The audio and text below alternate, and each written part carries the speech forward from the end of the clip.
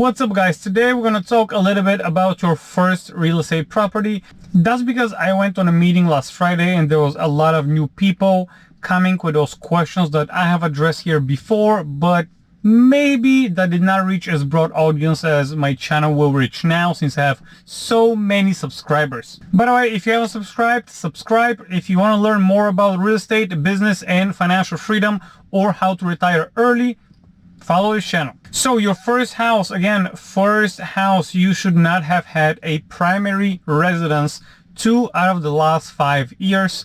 Again, check with your state. I live in Florida. That should be a national thing though, but please check with your lender. You can go as low as 3% down. So for example, a house that is costs $300,000. I mean, before I used to give examples with $200,000, but now things have changed. Let's say someplace nice, $300,000. Or if you want to be an investor and be financially free, maybe you should pick up a place for about $150,000 to $200,000 so you can fix it up while living in it and house hack. I'm going to explain all that a little bit later. But let's get to example number one. $300,000 house. How much is 3% on 300,000? $9,000. Do you pay anything else? Not really. The buyer doesn't really pay anything if you're using a realtor. The seller usually pays that. Closing costs is what you pay, but that will get wrapped into the loan because it's your first house. The bank will cover it. Actually, I misspoke. That does not get wrapped into the loan. It doesn't get wrapped anywhere. The bank covers it.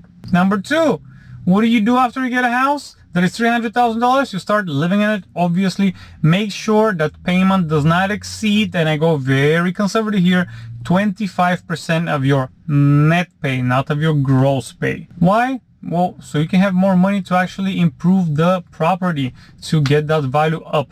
And another thing, if you're buying a $300,000 property, make sure it's worth at least $330,000. Get that yourself 10% buffer there.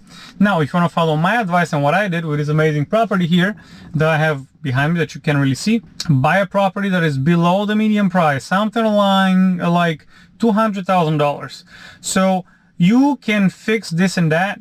You do not compete with a lot of families who wants to move into a place that is already renovated. You can get a shittier place so you can renovate it yourself. Put the sweat equity in, but for $200,000, all you need to have is $6,000. That's 3%. $6,000. Come on, guys.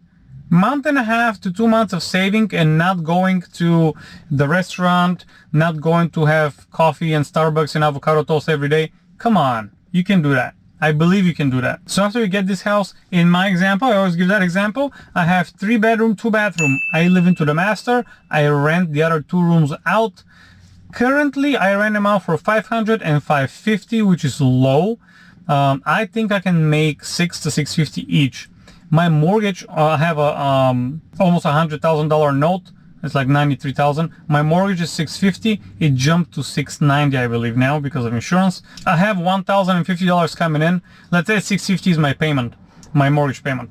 That means I got $500 for electricity, internet, my phone, my car, I have money left over. And yes, I know. I don't like to live with tenants. I don't like roommates. You know what? I don't like roommates either, but you know what I don't like more? Paying mortgage. That's why I don't like more. So the choice is yours at the end of the day.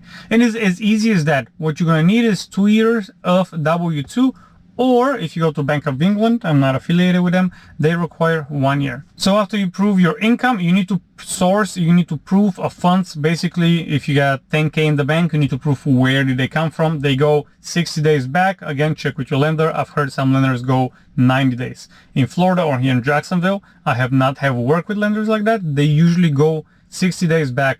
Basically, if the money are 65 days old, deposited 65 days ago, they don't ask why and where they come from. If they're, let's say, 50 days, deposited 50 days ago, they're going to ask you where did that $10,000 come from. And if it's a gift or a loan, they usually, or I don't want to say, they will never say that you can use that money, but usually you would not be able to use that money. So save from work. And that's it. And they're going to check your credit score. So make sure your credit is up to par. You can see all of my other credit card videos or any other person's credit card videos. and research and see how to use credit cards to up your credit, or just generally get to know how the credit system works. Alright guys, thank you very much for watching. This was sweet and short. I hope you enjoyed that content.